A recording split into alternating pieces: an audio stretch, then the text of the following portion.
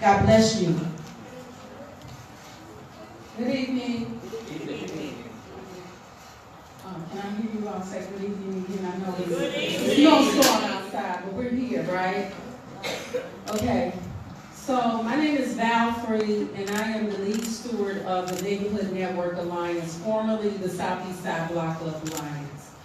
We are in the middle of a transition of changing our name, our brand, and all of that for a reason. We changed our name because we are looking to make sure that we activate the next generation of leaders. We use block clubs as a way, as a tool to activate people on the block that usually don't get involved in the community.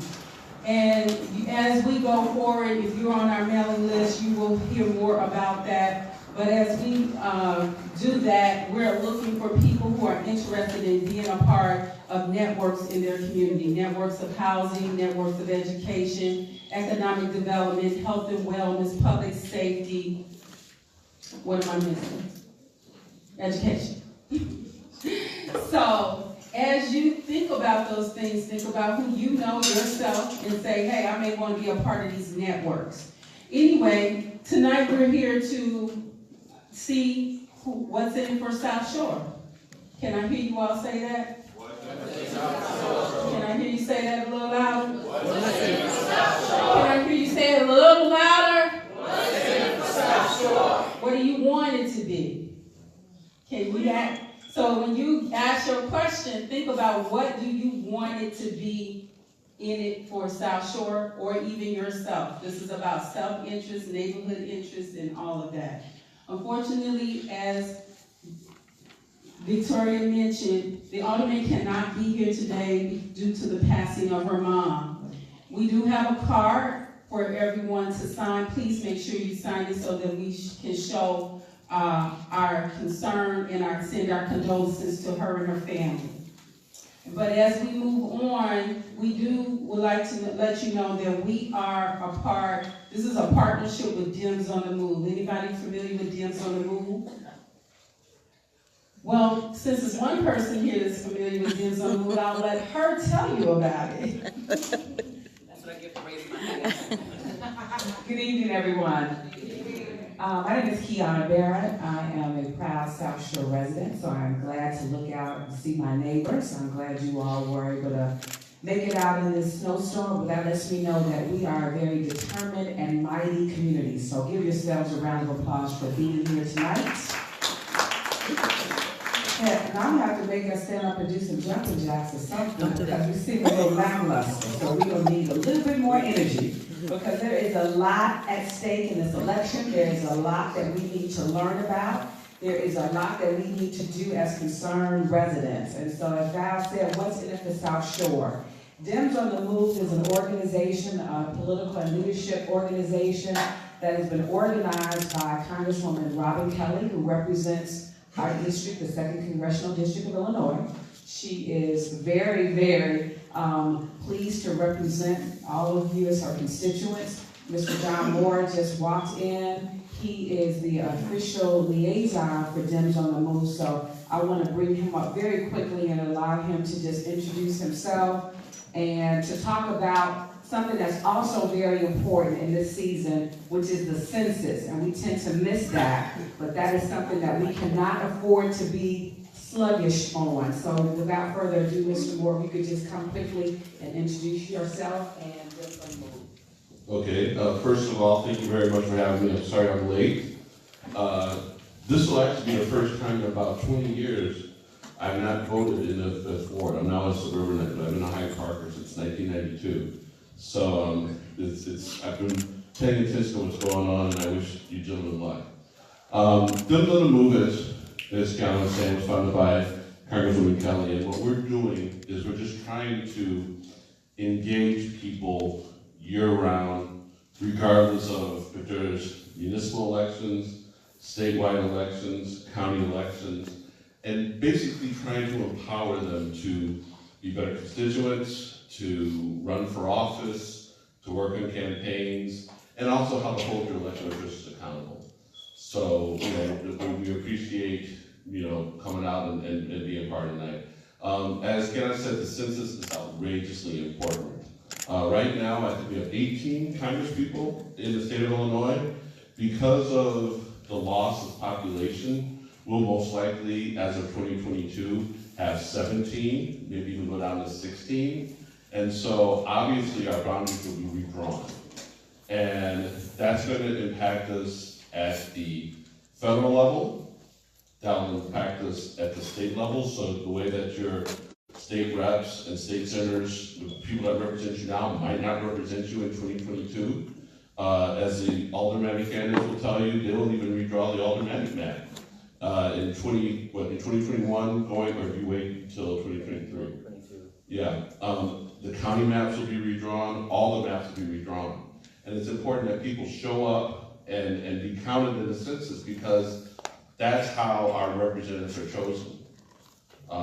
If people show up and people know where the population centers are, they will draw the boundaries accordingly. So I cannot stress enough the importance of making sure that you're counted. And also, for those of you who are looking for part-time employment, once they get around to the census, they will be hiring folks. It's a really good job for a lot of people, especially young folks, as a way to get to know the community and get out there. So, on that note, thank you very much. I'm going to turn it back over to Kiana, and thanks for coming out.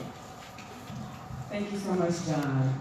So again, thank you for being here this evening. I'm going to help guide us through the evening, but it's a participatory process, so I want you to start thinking now about your very insightful questions that you have. We have a process in which you should have been given a ticket, and then towards the latter part of the program, we will hear directly from you to ask our candidates questions to help make an informed decision. So what we're going to do is we're going to introduce our two candidates, and then we're going to go over some ground rules, because we want to make sure that we're doing this decently and in order.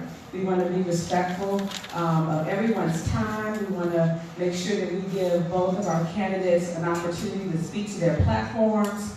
And this is really about the community. We want to come together. I want to commend both of these gentlemen, because it is a different set of muscles that you use when you get off the bench and actually decide to run. So I want to applaud you all for rolling your sleeves up and wanting to represent our community. So without further ado, our first candidate is Mr. William Calloway. He is he is a community activist that has been very active and involved in the Laquan McDonald case. He has been very active in our community, making sure that there is a fight for justice and equity for all. Our next candidate is Gabriel Piemonte. He too is very active in our community. He is a journalist. He has been working very hard with community organizations around gardening and economic opportunities and interests. So we are very fortunate to have two very active and engaged candidates that are seeking our support. As said earlier, our sitting alderman, Alderman Hairston, could not be with us this evening. We did extend an invitation. Please keep her family in your prayers. So our platform for this evening, we will allow each candidate to have a 1-minute opening. Jared is our timekeeper, so he is going to indicate to our candidates when their time is winding down. I know they're going to be very astute to time, so thank you in advance for that. We will then take questions around public policy issues, from education to economic development to public safety to housing. And then we're going to do something a little creative. We're going to have a lightning round where we will have each of the candidates respond to the same question quickly in a yes or no fashion. And then we're going to allow them to pose one question to one another. And then from there, we will transition to you. So if there are no objections, we're going to go ahead and get started with our forum this evening. One last housekeeping note, early voting. Early voting has started. It has started in the 50 wards. Our early voting site is the Jackson Park Fieldhouse. So please, please take advantage of early voting. You never know what the weather may be like on Election Day, February 26th. So if you feel the need and you're ready to make your decision, early voting is available to you. You can actually register on site if you're not registered. I see some young people in the audience. I think that is brilliant. I love to see our young people engaged in the electoral process, so keep up the good work. And with that being said, I know that we've got our smart devices nearby, right? So I know I've got some Facebookers out there. Don't be shy, because most of you all are my Facebook friends. So we want to let our community know that we're here and that we're activated and we're engaged, because communities that are silent are placed in the margins. We know what that feels like. So I want you to use the hashtag South Shore Votes and put that and let people know that you're out tonight learning about your candidates. So again, hashtag South Shore Votes. So with that being said, today it was announced formally in the Chicago Tribune that South Shore finally will have a grocery store in place of our Dominic's site that has been dormant what seems like ever now. And so as I said earlier, we know that communities that are not activated and that are not energized many times do not get fed.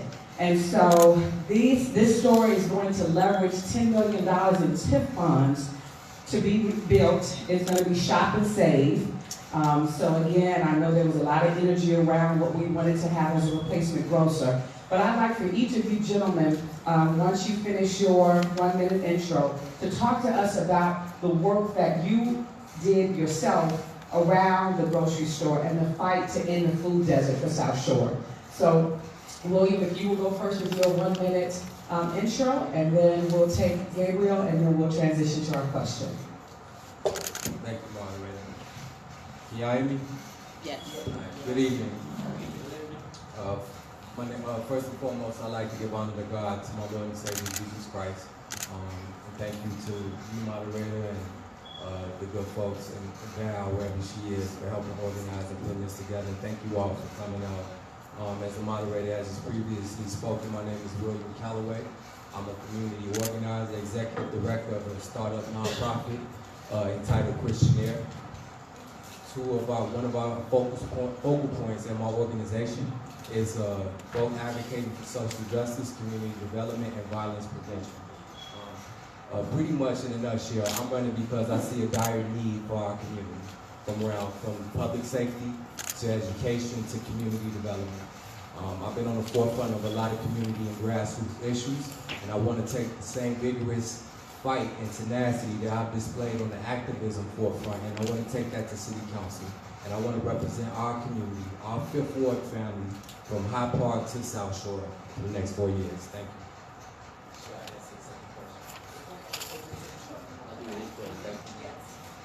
Is that second question a minute? Will we get that? 1 minute intro, and then 1 minute to answer the second question. Correct. Good evening, everybody. Thank you for coming out in this wintry weather. My name is Gabriel Piemonte, and I'm running for alderman of the 5th Ward because I think that it is apparent to just about every person who answers the door I've knocked, and that Will's knocked on, and all of our volunteers have knocked on, that it's time for a change. And I have a vision, and I have a specific set of skills and experience that I think speak to the exact kind of change that I want to achieve. I believe that in terms specifically of what's in it for South Shore, that a big part of the conversation I want to have tonight is around 71st Street and how we can remake 71st Street. It is shocking, given the opportunities that have come and gone, that 71st Street looks the way it looks today. It's a shame that it's a street that has lost a grocery store, lost a bank, lost 2 hardware stores. We see everything go and we don't see anything come. I think there's ways to make a change and to have a more positive 71st Street, and that's going to be the focus of the conversation from my end. Thank you. So when it comes to my involvement to the grocery store, I have to say it was minimum compared to some of the hard work that people like Val Free has done, Anton Seals, Dr. Carol Adams, Tanya's here, people who's been advocating. I think as a constituent and as a resident of South Shore, I think I've been very vocal, like anybody else, that we need a grocery store. 6 consecutive years with no grocery store, and that's basically what it sums down to. Using my voice, talking to a lot of our community members throughout South Shore, from 67th to 72nd, from Stony Island to the lake. And it was a complete consensus that we needed a grocery store, and in 6 years was absolutely too long.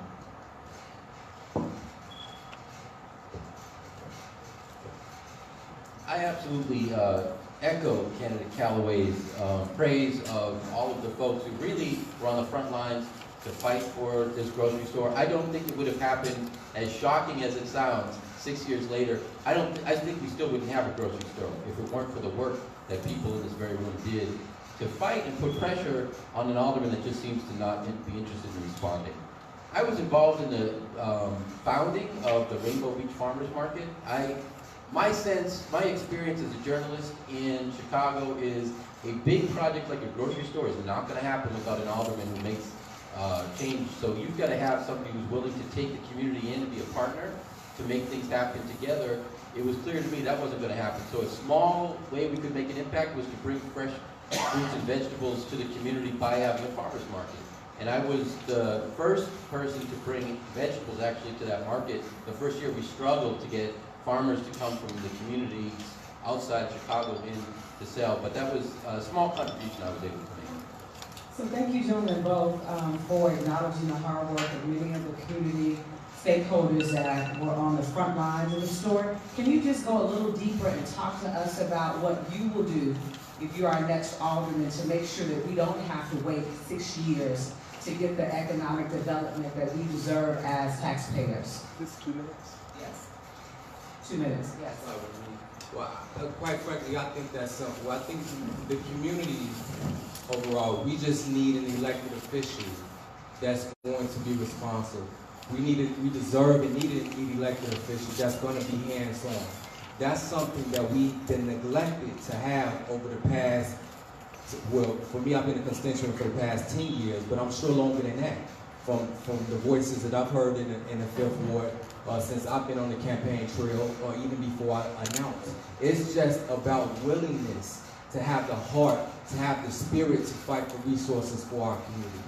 There's always been a tale of 2 cities, but rarely do we ever hear about the concept of the tale of 2 wards.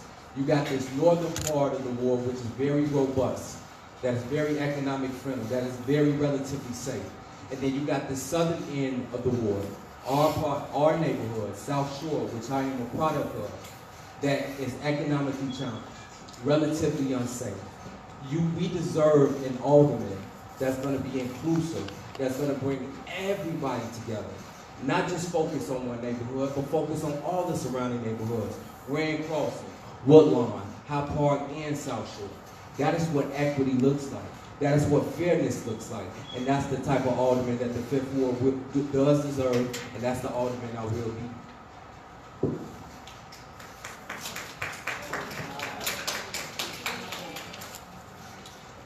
So this is really, in a lot of ways, I think the most important question of this candidacy is how can we prevent where we are now from happening again? How can we rebuild from here and do it in a way that we have lasting, permanent change? I think it begins with developing assets for individuals and for families. Assets have been stripped out of our communities. I live in Woodlawn. It's a similar situation there that's getting worse already because of the idea of the Obama Center. It's not even a shovel in the ground, and we've had property values become incredibly volatile. We've had 150 foreclosures in the last 2 years, and we've got similar volatility coming to South Shore, but we already have challenges here. I think you start with a vision for how you rebuild a community that has had assets stripped out of it. One of the things that I observe is from 2005 to now, there have been more than 4,000 foreclosures in South Shore. A lot of those properties are still in limbo. That's opportunity for us to return assets to the community, meaning people that live in the community deserve those properties. We also have a large number of vacant lots in the 5th Ward, south of 65th Street. Why the city wants to be in the business of owning vacant lots is beyond me. I think those should all be in the hands of folks locally. That's a fantastic way to begin building assets. A $20,000 lot can make a huge difference to someone just starting out in life. You start there. You see businesses on 71st Street. You provide opportunity for people with entrepreneurial ideas who live in the community to get a storefront, get a little money on the conditions that they hire people from the neighborhood, and that they are banked with a local financial institution. I'm going to talk more about this as we go forward, but I have a commitment to bringing, we need a local bank or credit union. I have a relationship specifically with the credit union. I'll talk more about that I want to bring to 71st Street. Those are the elements. You have to develop assets, you have to bring employment, you have to have entrepreneurial ideas that you encourage and reward, and you have to have financial grounding to make all that happen. Thank you so much. So we as South Shore residents, we understand and recognize the assets that we have in our community, from prime real estate to the access to the lakefront, to rich housing stock, to amazing residents. And we're recognizing now that others are seeing our community through that same prism. So with the Tiger Woods Golf Course coming, with the Presidential Library neighboring in Woodlawn, what will you do as our next alderman to make sure that those types of striking developments really have the voice and the presence for South Shore residents to have jobs and contracts, to make sure that that benefits existing community stakeholders? We're gonna start with Gabriel. And how much time do I have? 1 minute. All right, then I'll be brief. Okay, I'm going to focus on the Tiger Woods Golf Course. I will say kind of generally that none of these big projects can happen without community benefits agreements. Flat, simple. It just can't happen. You don't trust anyone to build big in a community, not because you don't trust that person, but because we should not, in my opinion, trust the city of Chicago to be a partner and to give us a fair outcome, because that hasn't happened in the past. Tiger Woods Golf Course, what you have not heard from the alderman yet, but what I will tell you tonight is what Tiger Woods Golf Course is about is licensing fees. Millions and millions of dollars every time there's a PGA tournament that happens there. So the conversation I want to have, there's no golf course, if it's within my power to stop it, until we have a conversation that says what percentage, 25%, 50% of those millions, tens of millions of dollars, and every time there's a game, are we going to get? I don't mean we, the city, I mean South Shore, I mean Woodlawn. I mean investment directly that we are able to manage. If we can have that, then it's worth having a conversation. If we can't, I don't see why we're selling our land. So you are in support of the community benefits agreement? Yeah, absolutely, yes.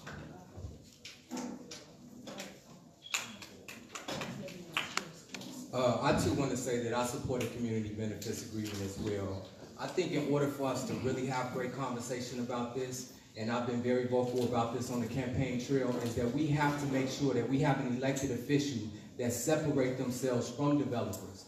And one of the things that I will do to maintain my independence once I'm elected is I promise today, and I've been promising this, I will not accept any contributions from any developers that come in our community.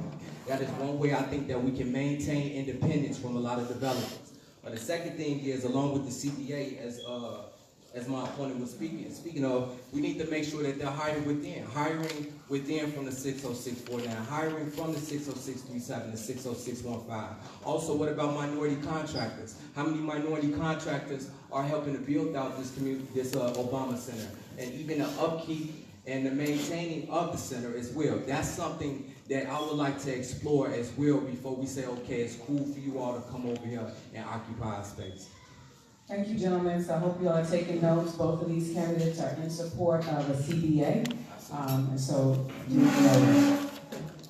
moving on, we cannot seem to turn on the news or pick up a newspaper without headlines that are talking about the waste, fraud, and abuse, and the corruption that's become synonymous with the city of Chicago.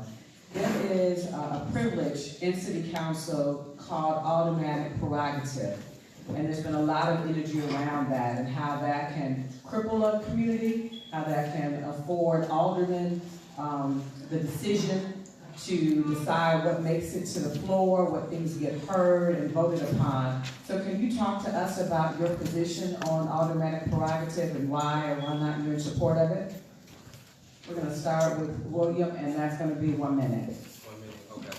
So when it comes to aldermanic privilege, it's really when it comes down to zoning, the permission of zoning. You get permission from the alderman about zoning. And in case of what we've seen with Alderman Burke, Alderman Solis, they use that privilege for corruption, for kickbacks, for bribery. And I'm a firm believer that we should have some more oversight around the privilege, but I'm not totally against it.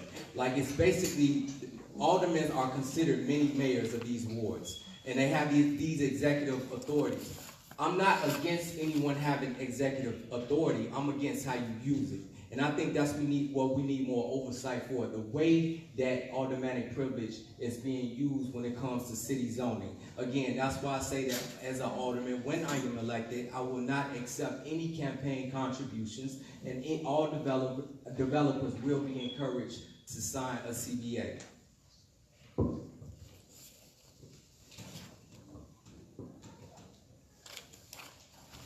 So I think in some essential ways, candidate Calloway and I agree in terms of the source of aldermanic privilege. How I think you stop it, because I think it does have to be stopped, is you create opportunities for people in the community to have power over decision making when development is coming to the neighborhood. And I've been advocating for, and will institute, neighborhood development councils in each of the 4 communities that are in the 5th ward. They will be over time elected. Initially, they will not be, because there will be a transition period, but within 2 years, I'm committing to have a popularly elected board in every neighborhood, which will prevent the alderman from getting influenced or just having a bad idea and saying, this is, this project is going to be great for you. And the neighborhood says, well, wait a minute, we don't know enough about it, or it's too big, or it's too small, it's not ambitious enough. And we'll have an opportunity, just like planning, just like the aldermen themselves. Any step in the process, there'll be a step where the community gets to say, no, not yet. We're going to have a conversation with you first before we agree. And I think that's the critical element you need to check the aldermen. Aldermen need to be really put under control. We're also going to allow each of the candidates to respond to one another's response. So if you do have a rebuttal to anything that's stated, we will afford you that opportunity. William, did you have a comment? I did. This is a rebuttal of what my opponent said. Another thing of why this oversight is so important is because we, as a community on 71st Street, we watch how the incumbent tried to down zone 71st Street. And that's why it's problematic for this privilege. Now, I'm not completely against it. 71st Street right now is a retail corridor. The incumbent tried to introduce an ordinance to downsize it to residential. So any developer would have had to come directly to the incumbent to get permission for zoning. And that opens up for corruption and bribery and kickbacks. So that's a perfect segue into 71st Street. We're on 71st Street now. And many of you, I'm sure, can recall that the heyday of 71st, when we had the types of businesses that we wanted to patronize. We had a very robust corridor. We did not have to vacate our neighborhood to shop, to dine, to play. While we have many stakeholders here that are reinvesting in our community, there are challenges in that process. We have some bad apples that are not vested and are not really committed to seeing South Shore flourish. There right now is the vacant property tax credit that really allows many of these commercial owners to hold on to these properties, and they're not doing anything to repurpose them, to make them usable spaces for the types of things that you and I want to invest in. And we want to have our friends and family come by and be able to go to dinner and do nice things. So can you talk to us about your position on the vacant tax credit and what you would be doing to either advance that or to stop that and work with other community partners such as the Chamber here in South Shore? We're going to start with Gabriel, and that's 2 minutes. Okay, so I think the tax credit tonight, and I want to thank the Chamber, by the way. There was an information session about this with Fritz Cagey and Christian Mitchell a few months ago. It was very informative, and I appreciate opportunities to be informed about these important issues happening through local leadership. I think it's terrific. By and large, where it is abused, people need to not have access to this tax credit. It's that simple. There are instances where there are individuals who own property on 71st Street and elsewhere, but we're focusing on 71st, who are renting their property. They're renting individual storefronts, but not all of them and not all the time. In those cases, I think it does make sense. If you see a good and earnest effort, somebody trying to put their entire property to productive use, I think that in those cases, it is nice, it's a good idea to give them a break. That's not what we're talking about, though. It's a small exception.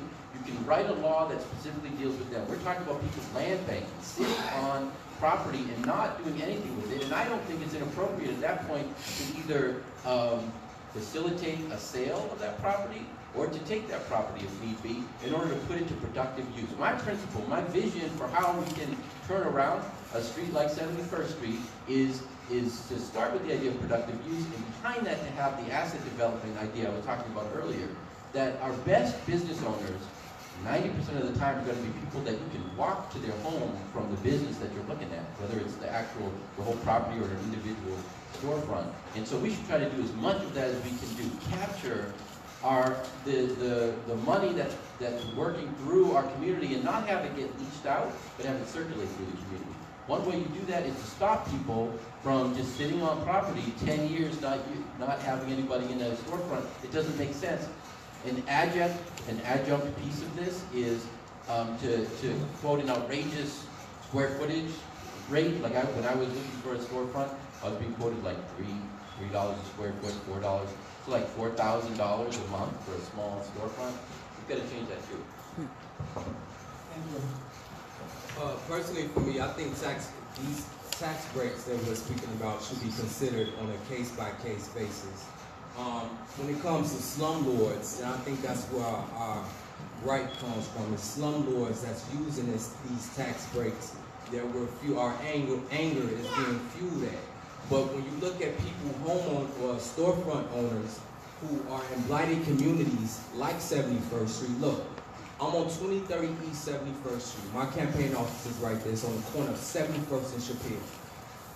The former tenant before I was there was a shoe store, okay? On that very corner in the past 2 years, there has been 3 homicides and 8 shootings and even 1 fatal police shooting. How can we expect to attract a business there if we don't first fix the violence? That should be the conversation that we should be having first before we put the blame on some of these people for the tax breaks. We have to first fix the violence before we are able to even attract businesses to come over here. Once we do that, and if then they're still not opening up their properties for anybody to come, then that's a different conversation. Again, it should be on a case-by-case basis. I'm speaking from my situation from a grassroots perspective. Nobody that I feel would have came and utilized the space that I'm in unless they was bold. I'm gonna be quite frank. That is even my campaign manager is in the back. Our first conversation when he came and sat down about talking about me running for office, a young man was shot right in front of my office. But until we fix the violence, it's going to be hard. It's a tall task to attract any businesses over there. Before we even talk tax breaks, let's talk about fixing the violence. So I think, that's a point that we can all support, that certainly the violence is a major issue and a hindrance to some of the economic development in our ward. But I just want to go back to kind of process. As the next alderman, what process would you utilize or implement to help you vet some of these potential occupants of these buildings, or what would be your point of engagement with these commercial property owners so that we don't have some of the blight and disregard that we currently see? What tools do you plan to introduce into your aldermanic office operations? Sorry, Gabriel. So, frankly, my understanding of the street, based on conversations with property owners and folks who are in business, have tried to be in business, and who have gone out of business, we have more of a challenge with recruitment than picking from among the many, many people trying to go into business. When we look at the businesses that are on the street, I think we have to be pretty confrontational about the quality of what they're providing. I don't think you throw somebody out immediately because they have a low, a low rate or a low quality sort of version of a convenience store or whatever they're doing. You give them an opportunity to do better, but you don't let them continue to blight the neighborhood. I think we can find people who are excited for change. My vision for 71st Street, which I think is shared by a lot of people, is to reflect and celebrate the things that are great about the South Shore, the food culture, the creative culture, the sort of arts vibe. I think we could have cafes, music, food happening on 71st Street. You just have to recruit the folks who are willing to do it, and you have to work in concert together. One way I think that we can sort of fix or make sure that we do not leave these developers and people coming in unchecked is we do thorough background checks on these developers. Have you been a good tenant? Do you have any other properties around the city or around the county, around the state? Let's review those properties. Let's talk to the tenants that you have there. You're a property owner, you have property ownership somewhere else. Let's review their track record.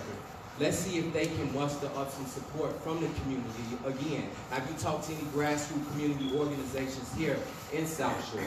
Have they signed on with you to come to our neighborhood for whatever services or products that you're trying to bring? I think that's the first step, that we should do thorough background checks and make sure that everybody pan out before we just open the door and allow them to come to our neighborhood. Thank you. So we all visit friends and family in other parts of the city or work in other areas, and we see communities that are really bustling with business, that have wonderful streetscape, that have restaurants to patronize, and many of them are in a position to do that because they are able to tap into all levels of government, from the state to the county to the federal government. What would be your plan to work with other layers of government to make sure that you're fighting to get resources for the taxpayers in the 5th Ward? I'll start with you, William. 1 minute. And the question is, what would I do to... How would you work with other layers of government to make sure the resources are being delivered to the 5th Ward? Well, one thing that I would do, I think that first I would like to put when I'm elected, I want to put a task force together, right? And not, as much as I love South Shore, it would just not be South Shore. Again, it would include Hyde Park, Woodlawn, Grand Crossing, and South Shore. Let's talk about what each neighborhood individually needs, and then come up with a plan what we need as a ward-wide family. Once we come up with that, come up with a budget, then let's see what we can get this money from. Let's see where we can go shake trees to find this funding, whether it is on the county level, the federal level, the state level, or the city level. But when it boils down to it, from my short experience, my short tenure in civic engagement, a lot of things is built, especially in the city of Chicago, is surrounded by relationships. So we have to really muster and foster a lot of relationships, even with people that we might not agree with. And that's something that I'm willing to do, not compromise, but foster relationships in order to bring resources to our neighborhood and to our ward.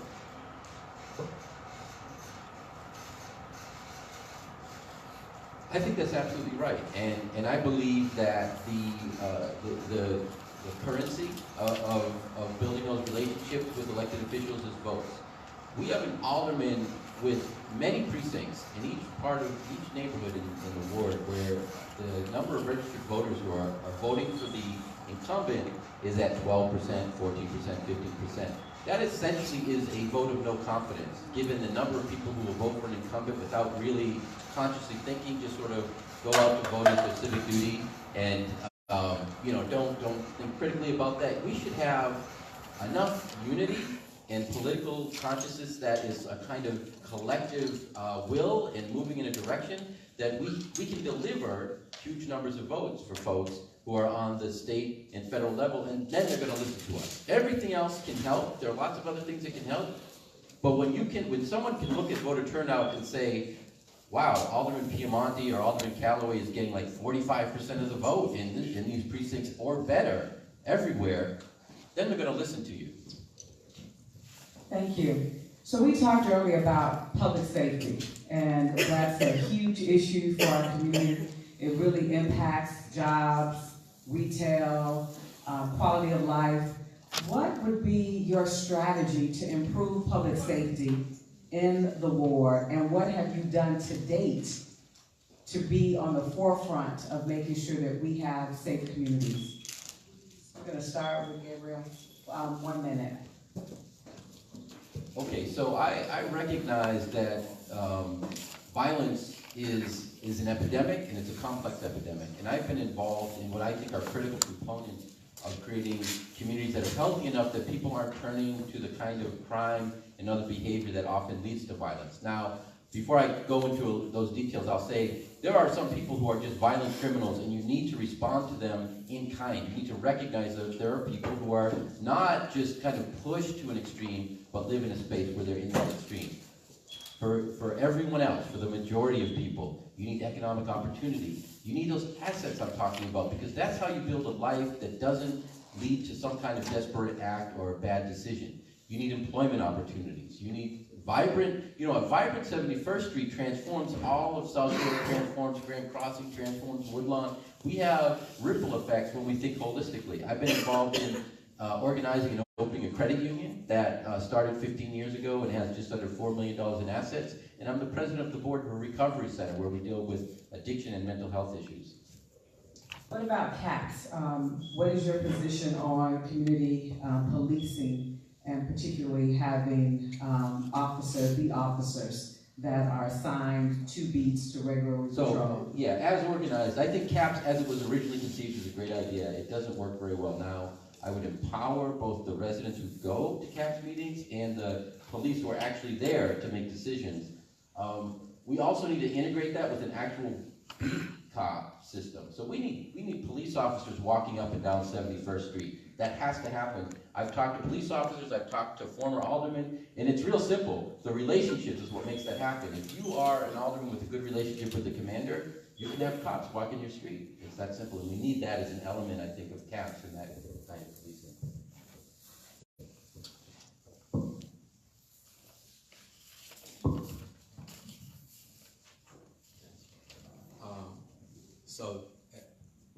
So as a victim of gun violence, I've been shot before. My brother was murdered, my uncle was murdered, my neighbors, Darnell Bass, who I named my campaign after the slogan "Stepping Up for the Fifth Ward," he was murdered in October on 70th and Merrill, right in front of the Merrill Community Garden. I'm no stranger to gun violence. I think it should be treated as a public health issue. It shouldn't be treated as anything else but that.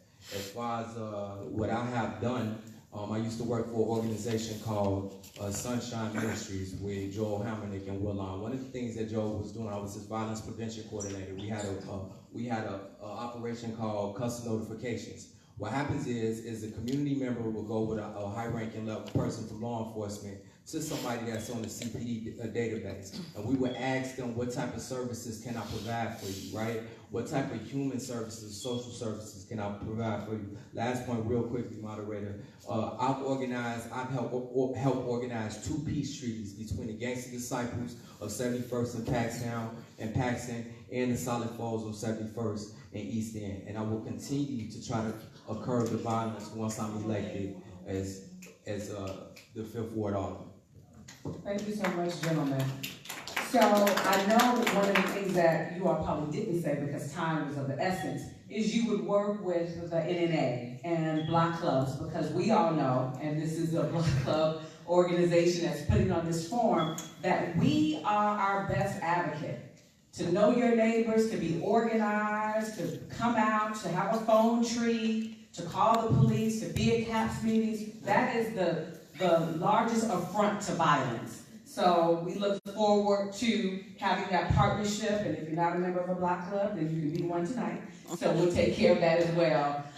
We're going to get ready to transition. We've got a couple more questions in this session, but I just want to remind each of you that we're going to be opening up to the forum. So if you have questions, please formulate them. Let me just say this. I know a lot of times when you give people a microphone, the Grammys was just on Sunday. I know people think they got to perform. This is for questions, so please make sure that you have a question that you're looking to propose to one of our candidates, okay?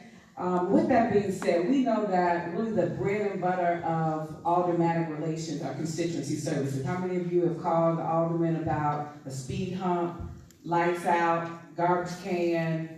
Okay, very good. So we want to make sure that there is an operational style that's going to be courteous and friendly and open to constituency services.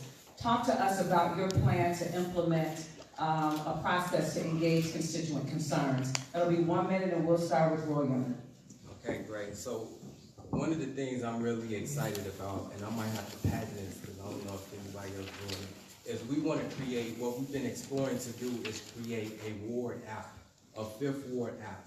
Most of everybody that's in our, we live in a Donna technology, everybody has a device for the most part. We want to try to boost it to everybody who has a cellular device in our ward. That way we can track constituency services. You will be able to put an order in if something happened, whether it's construction crews are shutting down your block. Those notifications will pop up if you need tree trimming services, anything. It will all be processed on this fifth ward app. And that's something that we are exploring right now. We just got to redefine for and make sure we'll be able to do that as a city official. But that's something I think we'll be able to really be able to make sure everybody in the fifth ward have access to and continue to track constituency service all throughout the ward. So William, before you pass it, and as much as we love innovation and technology, what about some of our seniors that just want to be able to pick up their phone? What you gonna do for them?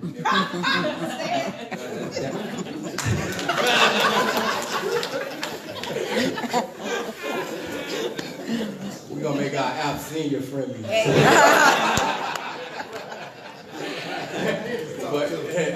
But that's great. But I think, in all due fairness, my adopted mom, she's 75 and she's not swabby with the phone as well.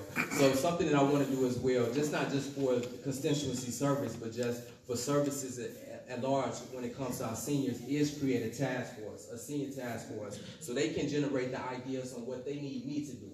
I'm here as a public servant to serve you. So whatever you can generate ideas, I want to be able to do that for you moving forward. So I think something that probably everyone in the audience who's tried to engage the ward office, and Will and I, having knocked on a bunch of doors, know is that we have horrible ward service right now. We just do. I mean, I've heard so many stories. There was a woman at the last forum we were at who said she called about a limb over the roof of her house 4 years ago, and it hasn't been repaired yet.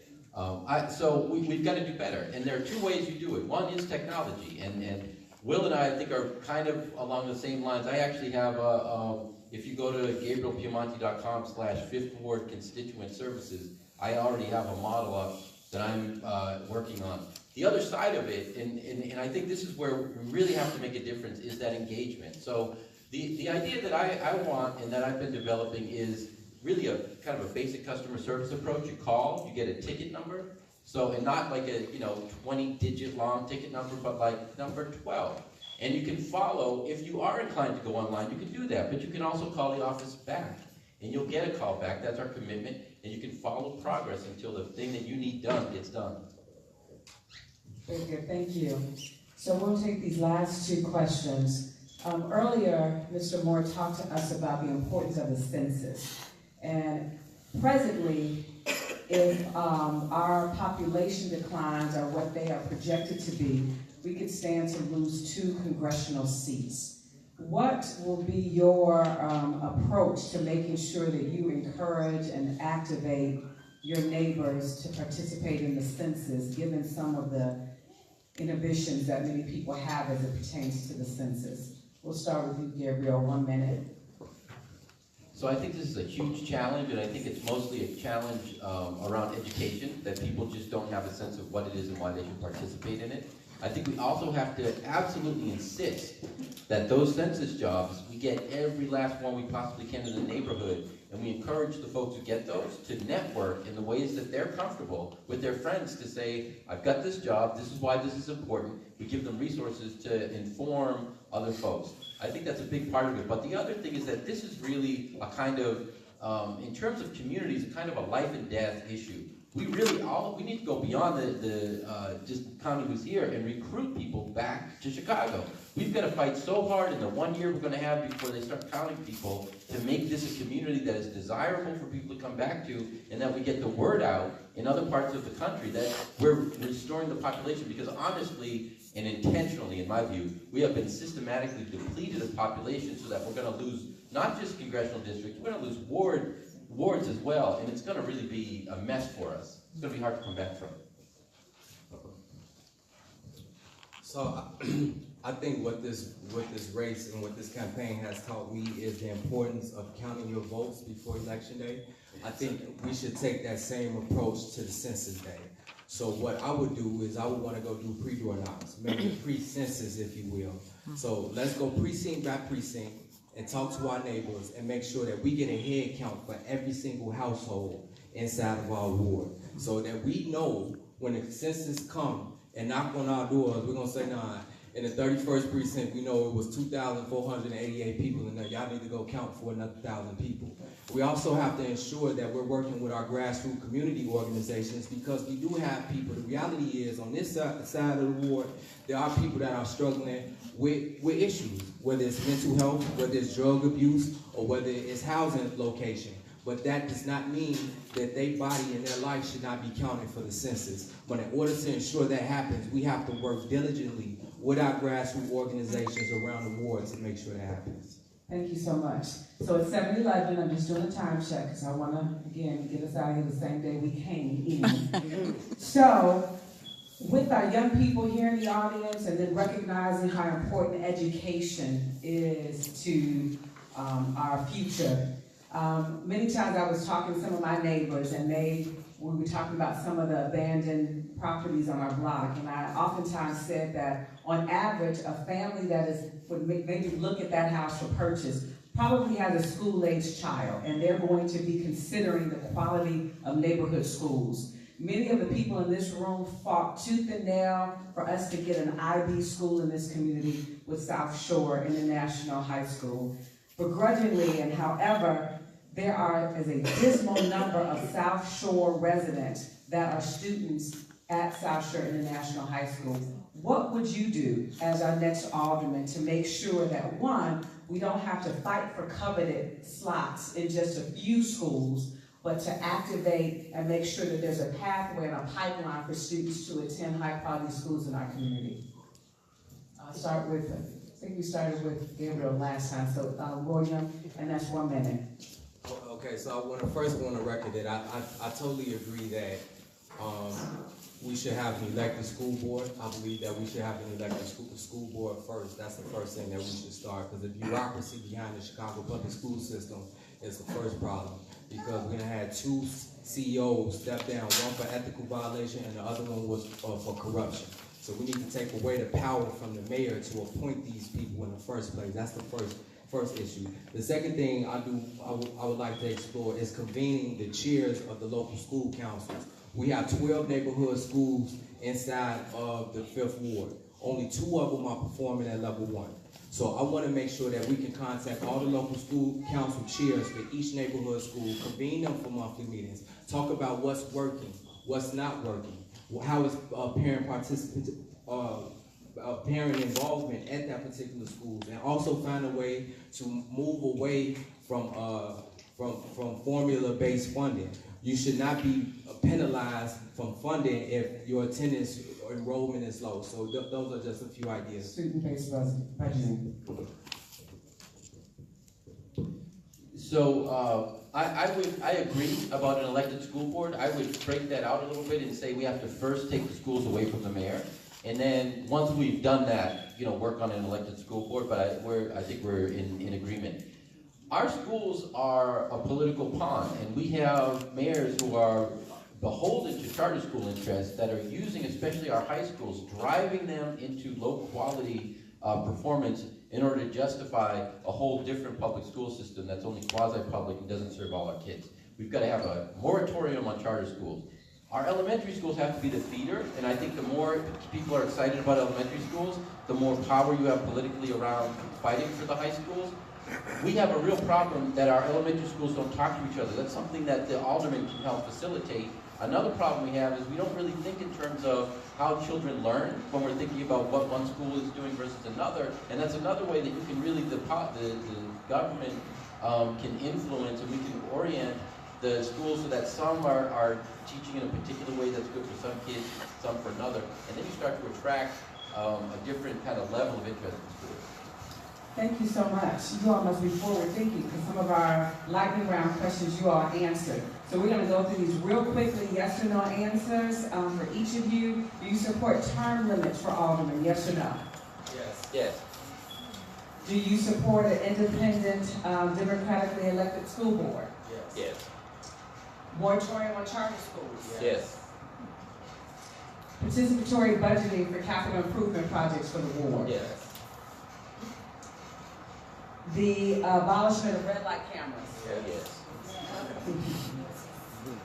And would you join the Progressive Reform Caucus in the city council?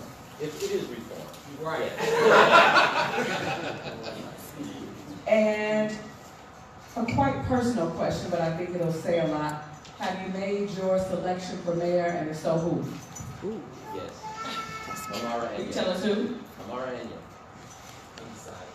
Very good.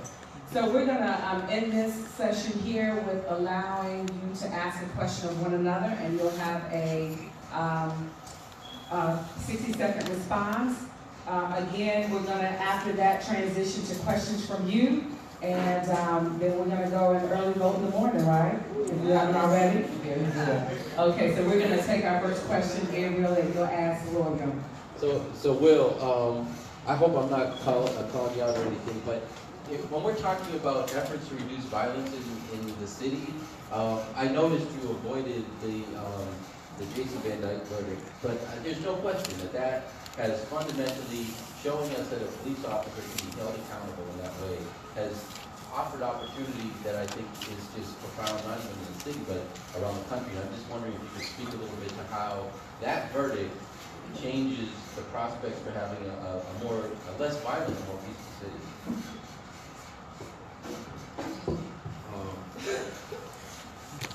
I think it's important that we improve community and law enforcement relations. I think one of the reporters asked me after the conviction, can a community heal? And I told her, my response was that you cannot heal unless you have accountability.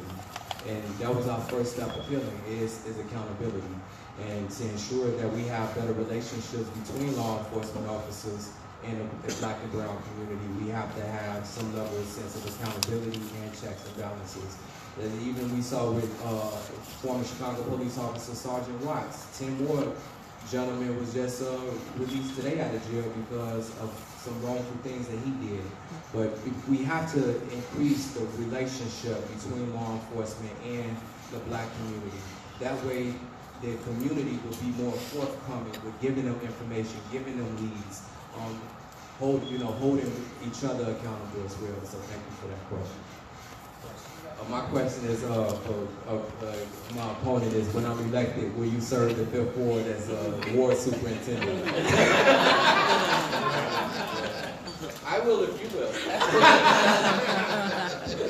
Well, I think that is a perfect segue, because as leaders, we're confident that regardless of the outcome, that you all are going to work together, and we're all going to work together as a community, because the question is, what's in it for South Shore? So we're going to thank you so much for those answers. We are now going to open it up to the floor. We've got some young people that are already primed and ready to ask some questions, and I hope that you will follow suit. We didn't ask a question about public housing. I hope that somebody in the audience has a question in that vein, so please, if you don't, start thinking of one. Hello, my name is Adrian Bowler, and I do live in this ward. My question was, with having the knowledge that vacant buildings play a major role in violence, what steps can you take as an alderman to lower the amount of vacant buildings in our communities?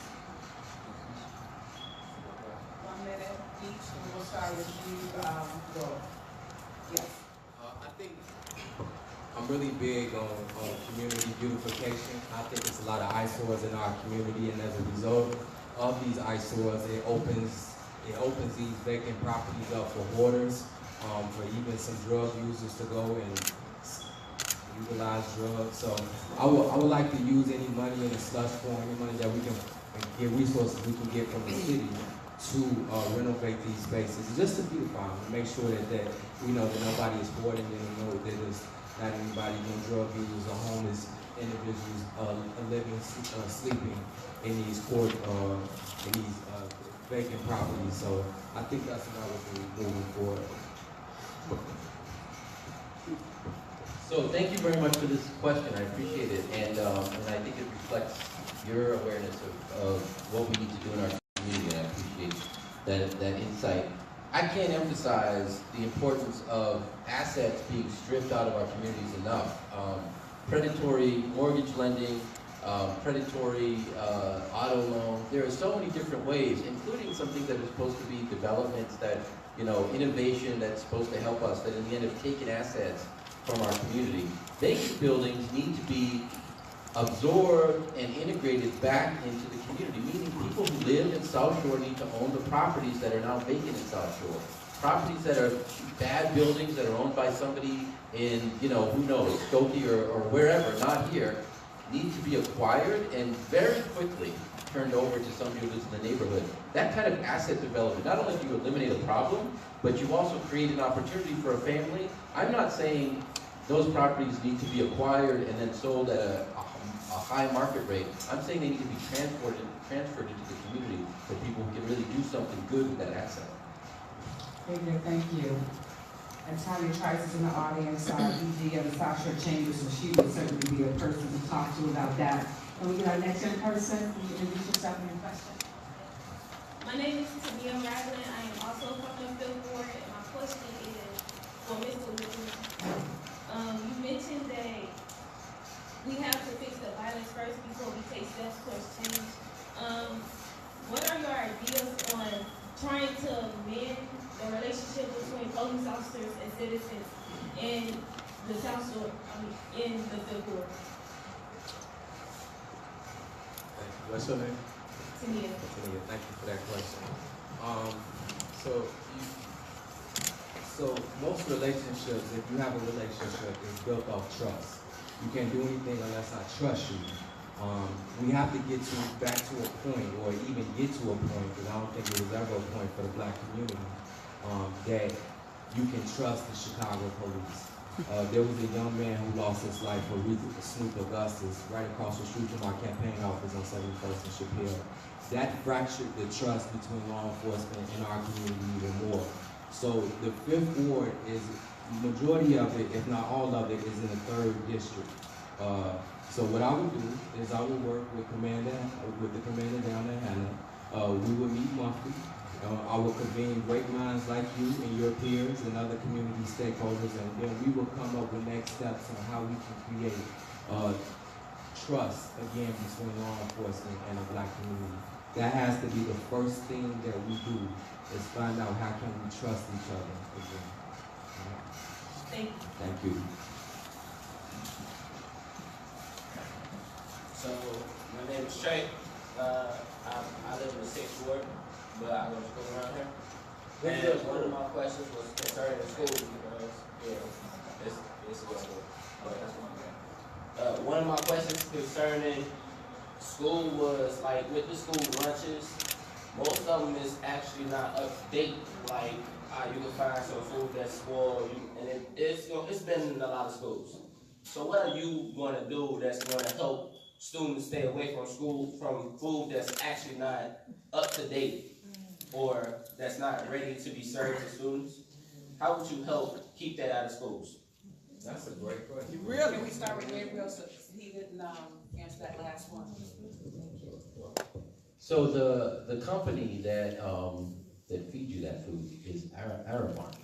And they're a problem. So they're very powerful. They influence a lot of people. They actually have made it prohibited schools where people are growing in community in gardens near the school to be able to serve that food in the cafeteria, because they want a monopoly on the food business. They don't really care about what you're eating. They just want to make sure they're getting that contract. That's my opinion.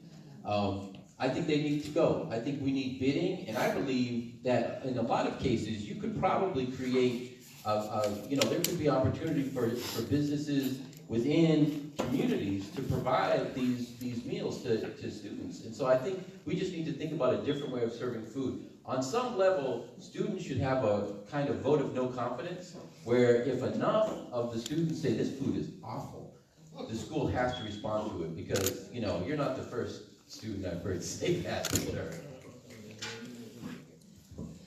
I would have to agree. I think the earmark, what happened a few years ago is they, CPS not only does earmark cover the food, but they cover the janitorial services in Chicago Public Schools as well. So it's really about big business when it comes to, again, when we're talking about education, it's really about business. I just want to encourage you and your student body to start organizing now. You have a voice. You never let anybody tell you don't have a voice, even if you have to use that voice alone. You speak up against it.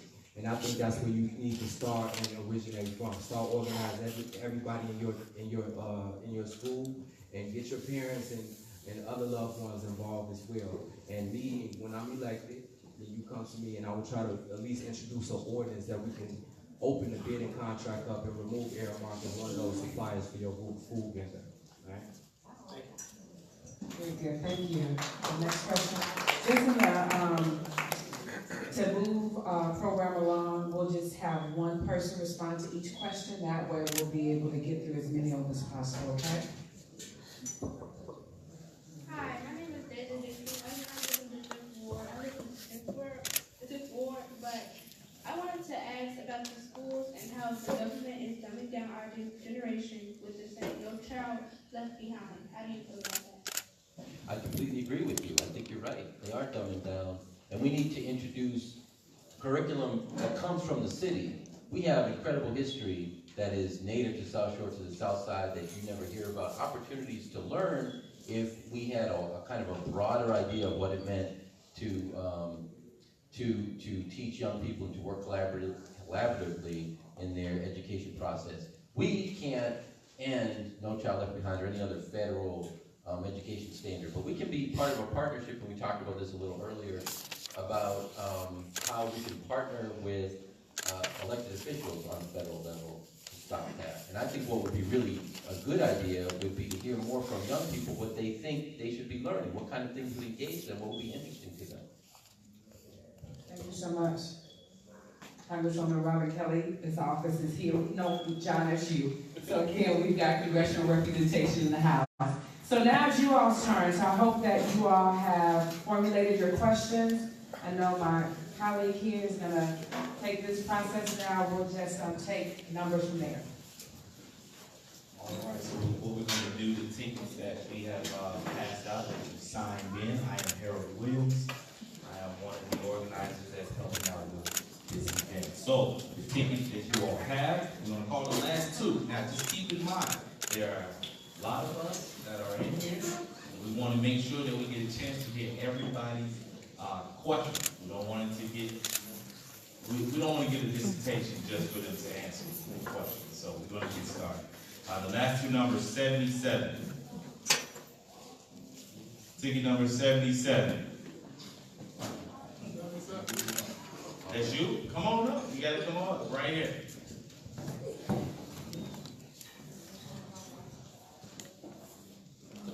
Because we don't have a wireless mic, so we need you all to Come on down so I can practice right. Come on down. Thank you. Dun, dun, dun, dun.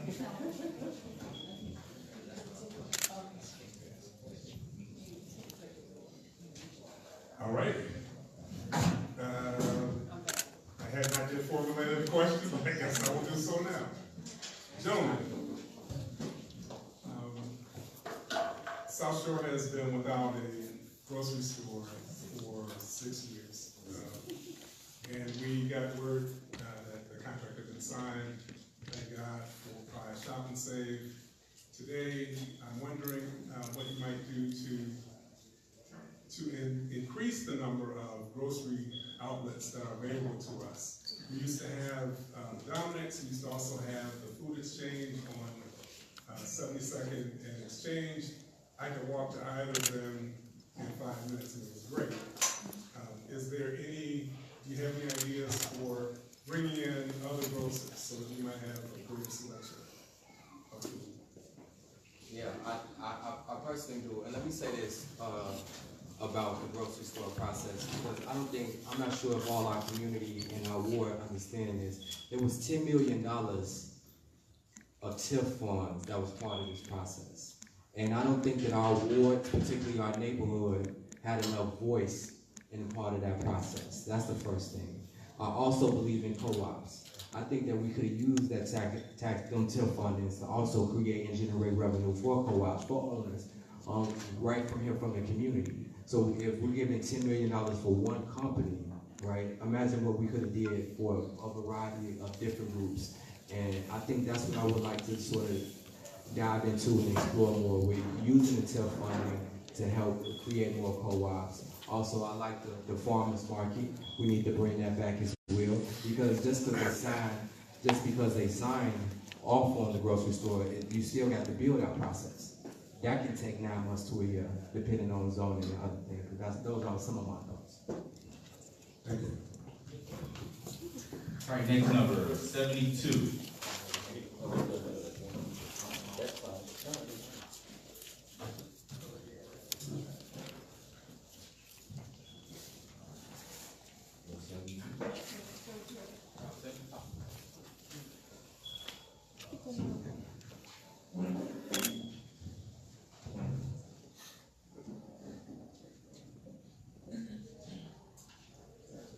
This question is directed to Mr. Calloway. To be fair here. That's fine. I'll get the next one. Well, I actually have a question to you, which is different. Okay. But the question I want to ask you, Mr. Calloway, is, I know you have a background in terms of doing advocacy, in terms of criminal justice, and it's applicable in terms of what you've been able to accomplish. But an alderman has to do a whole bunch of other things other than that in the area of education. We mentioned many of them here.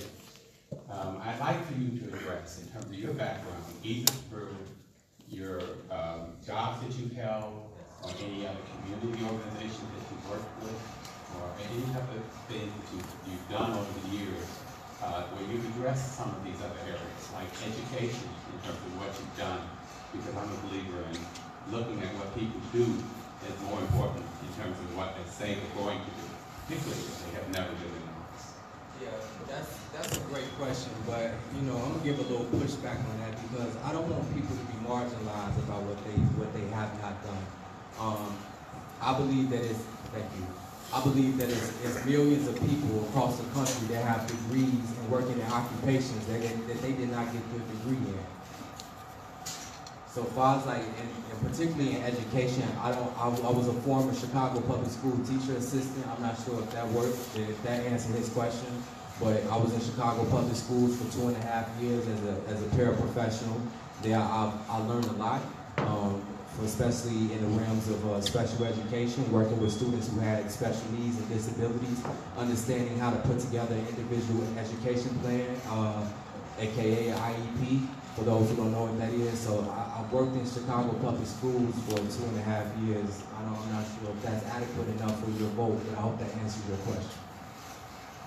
You can answer that question, sir. I mean, since I only get to one question, please answer that. Okay, so I've been a journalist on the south side of Chicago on and off for 17 years, more on than off. I was the editor of the Herald for 8 years. I was the reporter at the Herald for 3 before that. I worked at a nonprofit that had a community newspaper. So that gives you a lot of great theory, and you get to talk to a lot of people. I can ask anyone almost any question in the neighborhood, and they're going to answer it, or there's a chance that it will be in the newspaper that Alderman so-and-so declined a comment. So you get to learn a lot that way, but you've got to apply what you learned. So starting about 17 years ago, at that time I was a real estate development reporter, seeing that there were problems in the housing market and feeling like we were really in crisis. I became part of a group that organized the credit union I've talked about before that started about 15 years ago, community-based alternative loans for folks, serving a lot of people in the communities. I've been part of an effort to save a church that was going to be demolished by the Archdiocese, raising hundreds of thousands of dollars and generating media over several weeks. That's all the time I have, but a series of things that I can talk to you afterwards that I think combined with the journalism provide theory and practice. Thank you. Next number is 61. 61. Much 61. 61,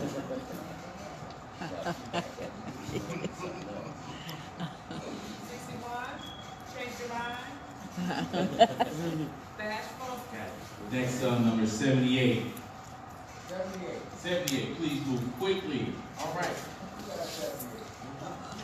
All right. 78. Now, keep in mind, audience, that is one question for the candidate. So the other person will not get a chance to respond. My question is for Mr. Calloway. So I did not know you were running for what are your plans as far as, I know you spoke about us healing the violence. What are your proposed plans for that? What do you have plans to combat the violence in the community? That's great. So I think everybody think the answer, a lot of people, especially the senior population, think the answer to the violence is more law enforcement. And I just want to be the first to say that there's no data that has been concluded that supports that claim. That adding more law enforcement on the street brings the violence down. That's not the answer. What I do want to say though is economic opportunities, housing relocation, other social services. There are a lot of men and women in the city of Chicago that struggle with mental health disorders. We as a city need to come together to figure out how do we address the people that have PTSD. How do you teach forgiveness? A lot of this is retaliatory violence. You shoot me, so I gotta go back and shoot you. You shoot my, all of that. How do we teach forgiveness? That you can't legislate murder out of somebody's heart.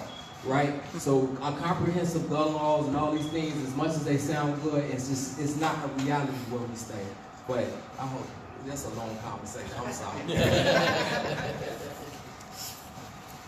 85, number 85. 85.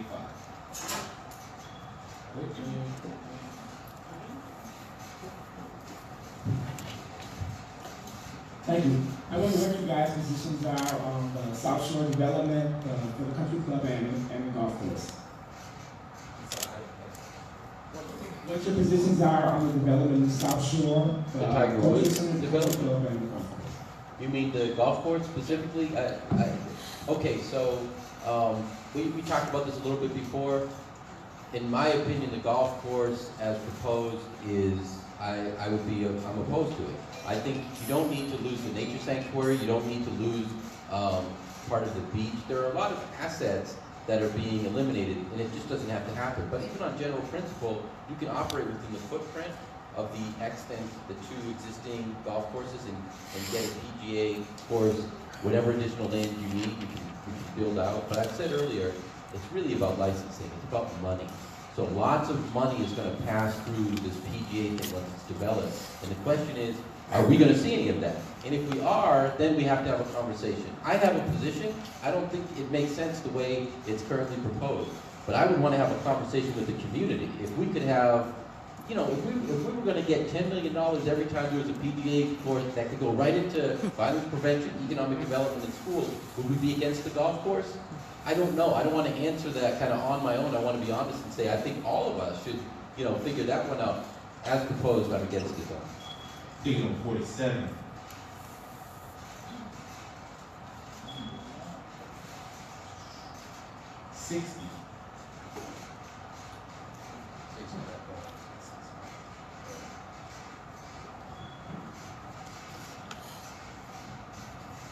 Hello, gentlemen.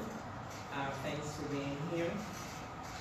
I am proposing this question to Mr. Calloway. In terms of the different businesses on 7th Street, what type of businesses are you advocating for, and how are you going to make those businesses happen? That's a great question. The gentleman that just came up earlier, I would like, first of all, I want to see more black-owned businesses. I think that we have a lot of people that's not from my neighborhood, for one, that are not from our culture or our ethnicity come, and that's, when we talk about black economics, we need to try to keep the black dollar in our community. One way to do that is to ensure that we can empower black ownership. So I would try to attract more businesses once we clean up the violence first, or attract more businesses that are black owned, people that, again, the gentleman was talking about fresh food symposium. I would like to see more stores like that. But as far as like nail salons, beauty supply stores, anything of that such. I think we could pause on that. I like sort of to build up the boutique stores, just giving 71st Street a different vibe, a different feel. As of right now, I'm not gonna say anything would be acceptable, but the 71st Street corridor is a ghost town. Right now, we have nothing. We're not thriving at all. So we have to make sure that we're attracting businesses that are, again, the community at large can agree on, and not just the Alderman. Thank you. Thank you, Mayor. Ticket number 72.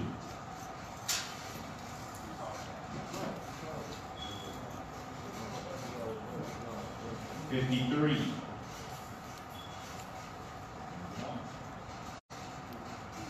63. Hey! Chamber.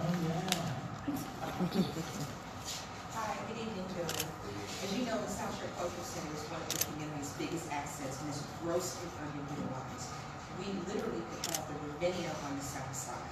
What would you do to increase programming and events at that venue?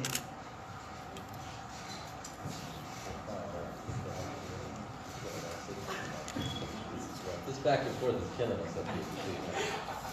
Well, the first thing I do is something about the rates. The relationship between the park district and individual aldermen is a little opaque.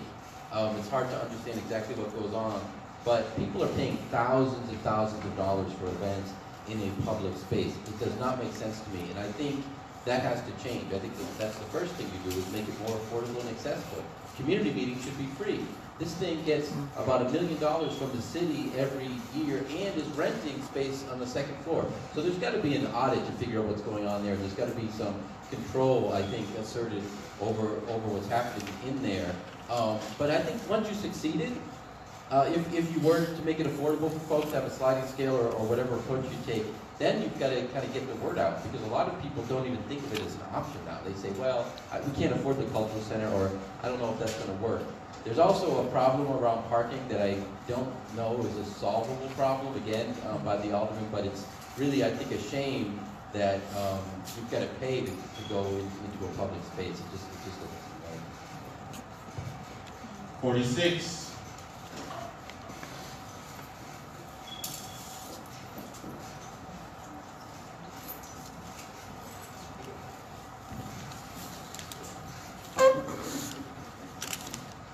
Hey guys, first I just want to thank both of you for stepping up to work out really great at these passions, so thanks for giving us time for this. I guess my question is for you, William. We talked about the need for new businesses to come in and also the need for resources for young people. Do you see any overlap or opportunity to encourage entrepreneurial stuff for young people in the neighborhoods? So we need to get new businesses on 71st Street, and we need to engage young people and give them opportunities to encourage entrepreneurialism. Do you see any overlap or opportunities, and what you do to engage young people and encourage them to get involved in business? Yeah, I think that's a great question, and we're in a resource hub that can provide those kind of services. I think what ABJ is offering here with the young people, we need to support that. We need to funnel resources here to support young entrepreneurship, period. I think, again, after we connect them with them, I think the next step is Tanya at the South Shore Chamber of Commerce on how they can open up a business and things like that. We have everything that we need here in our community. The fact is this roadblock right now, which is the incumbent, in all due respect, is removing the incumbent and making sure that we place somebody in there that's going to have that willingness, that vigorous fight, that's going to fight for resources to help funnel resources to teach about entrepreneurship, especially in the minority community. To teach them how to open up business, teach them how to apply for SBA loans. You know what I'm saying? So it's things like that that we can do collectively as a community. All it just takes is an alderman that has some willingness and spirit to do it. That's it. That's it. 83. Good call, man. He's like, it is possible. So I'm relatively new to the ward. I actually live on the other side of Stone. See, I got a few blocks over there. What most would consider to be Woodline is actually, I'm sorry, it is Woodline, but it's your ward. So my question is, man, in dealing with the community and dealing with other elected officials, they oftentimes get arrogant. So my question to you, Gabriel, is what would keep you grounded, man? What would keep you from getting this position, and what would help you to be reminded that you're a public servant, that you work for the people? Yeah, I think that's such a good question. Just this once, can we answer this once, both of us? Because I think everyone wants us to. Yeah, it's a really good question. So the answer that I've thought a lot about that's like a technical solution are these councils I was talking about earlier. I believe aldermen there has to be someone who can say no to an alderman. That's the problem we have. And especially with the gerrymandering and the problems with campaign finance where you just get elected over and over again, no one's saying no to you. Now, beyond that, I think you need to have a commitment to ward service. Ward service should be the barometer of the effectiveness of your alderman. Forget the big picture stuff. We're really running to be well-paid janitors.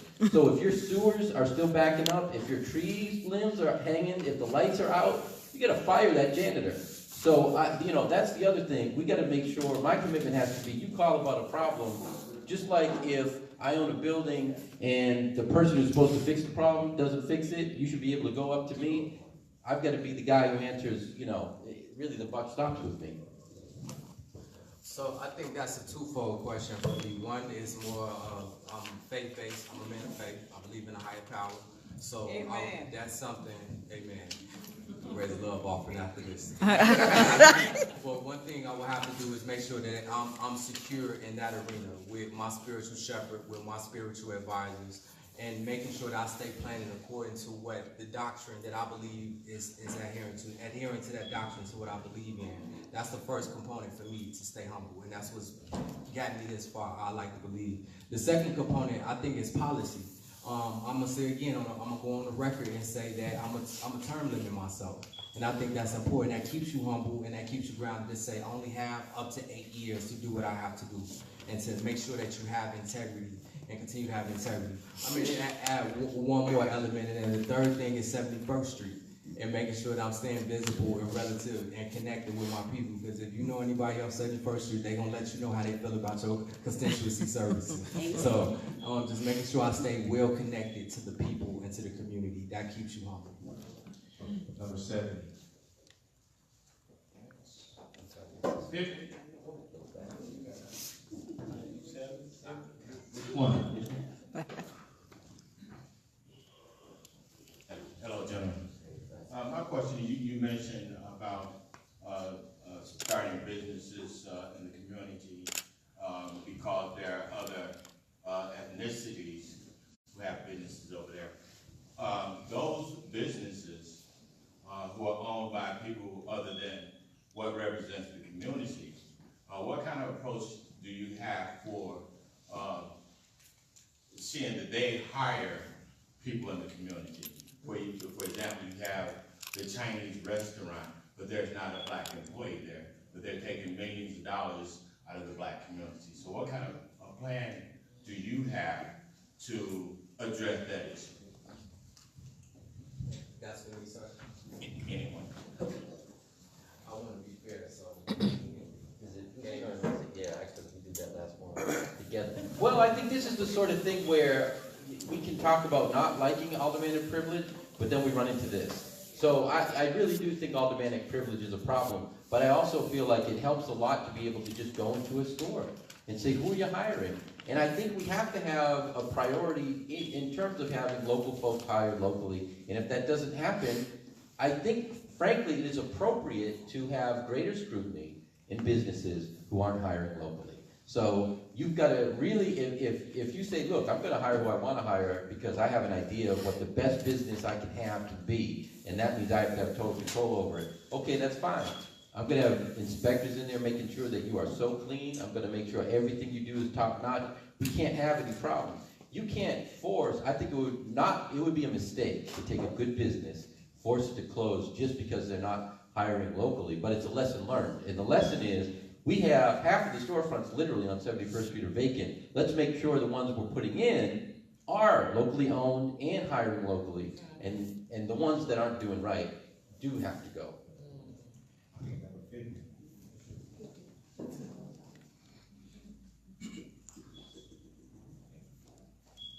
Good evening. I have a question. I had too, but this is more important than that.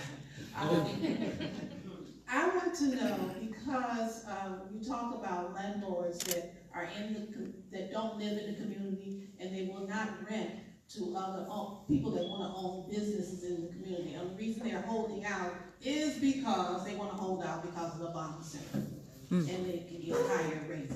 What are you going to do in order for businesses to open up, and those people that don't live in our community, they don't care about how our community is looking and their storefronts that are closed? What would you do? Well, if they're a property owner, it's only limited things that we can do, I think. But if it's anything that we feel that a property owner is becoming a hazard to the community or it's not serving the community, I think you can entertain eminent domain on certain levels, but that's probably it. You could, as Gabriel spoke about, send over the building inspector and have the code for every building inspector and just constantly hit them and flag them for something until you become such a nuisance that they want to leave. You could take that approach. I think that's a little aggressive, but it's really only a limited amount of things that they do. That's why we have to be more proactive than reactive. And a proactive approach is these community benefits agreements, also screening anybody who wants to come and develop in our community before we allow them purchases and things like that. That's the approach that I would take, and I think we should take. One last question, please. Okay, so I think you're absolutely right. There are people who are sitting on these properties. People are keeping them vacant.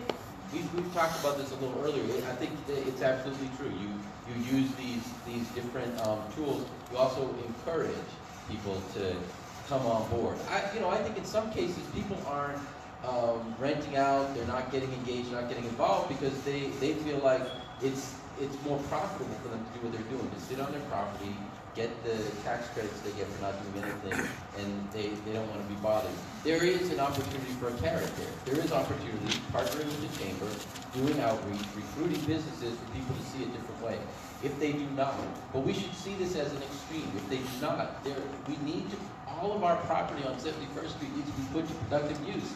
And that has to be our philosophy everywhere. And if someone's not using it productively, I just don't believe in my heart that you are justified in ruining somebody else's community because of property rights. I think, you should be justified in taking action for someone who's not doing anything. One last question, number 54. No. 68. 59.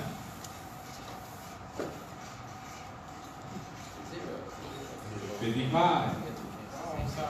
Last question. On you, ma'am.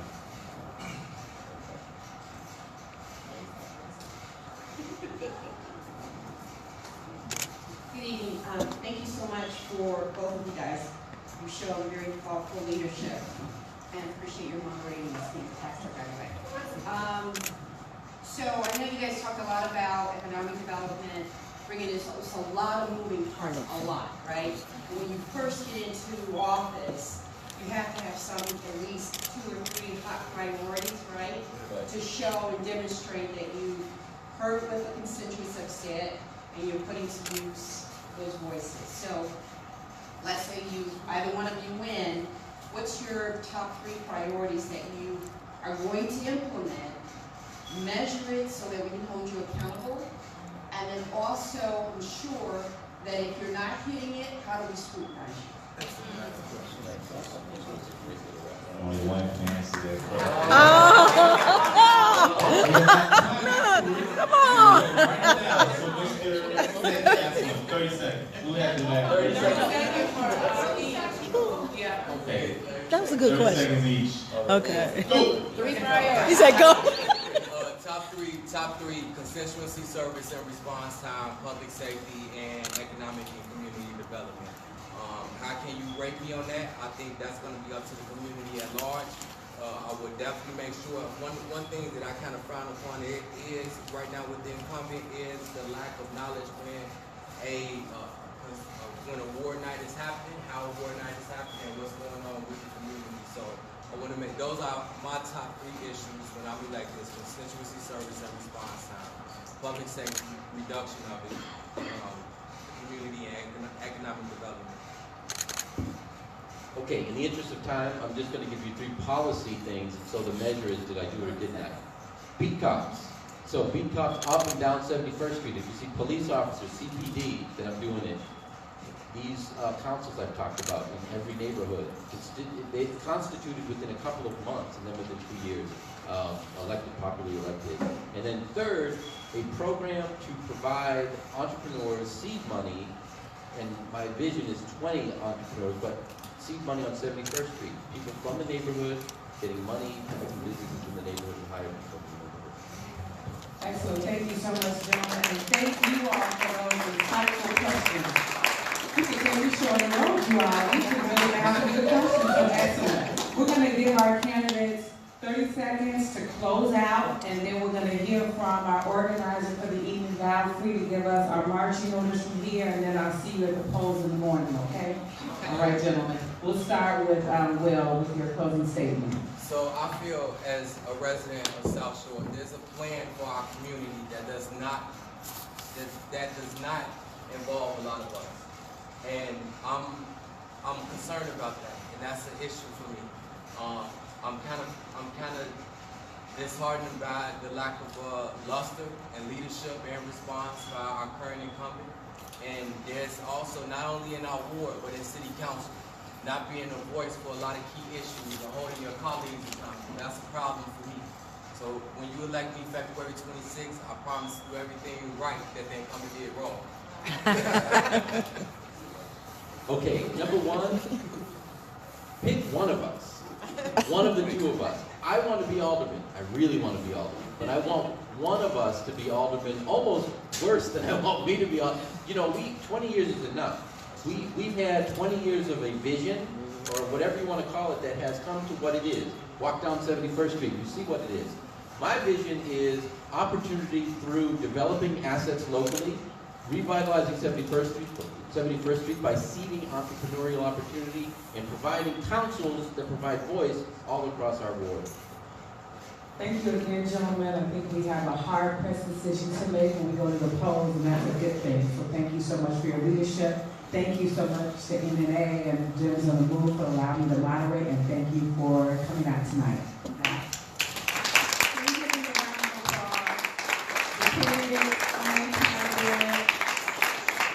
You did an excellent job. First of all, I would like to say thank you all for coming out and staying to the end.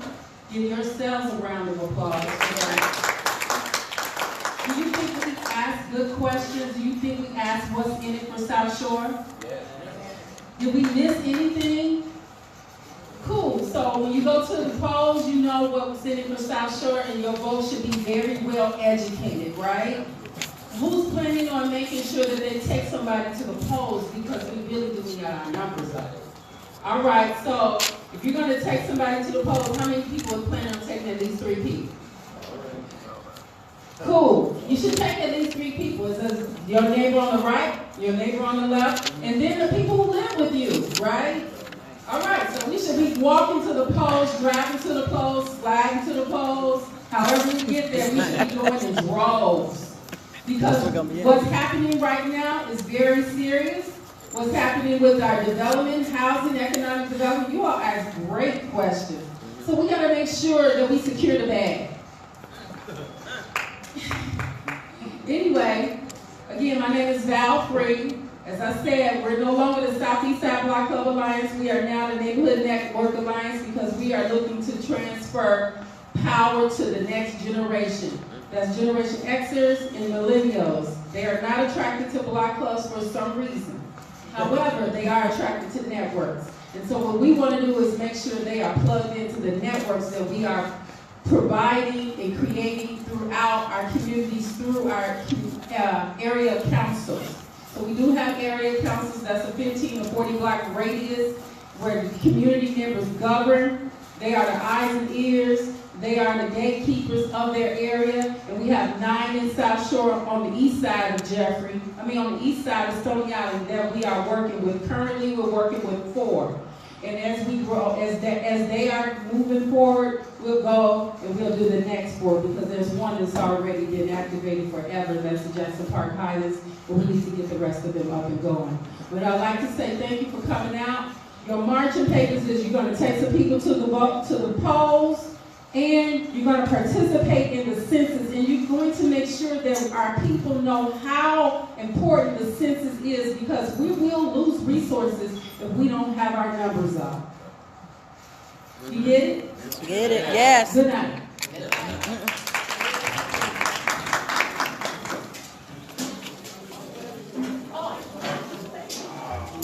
Thanks for all the volunteers that came out, helped, planned, stayed up all night, all that stuff.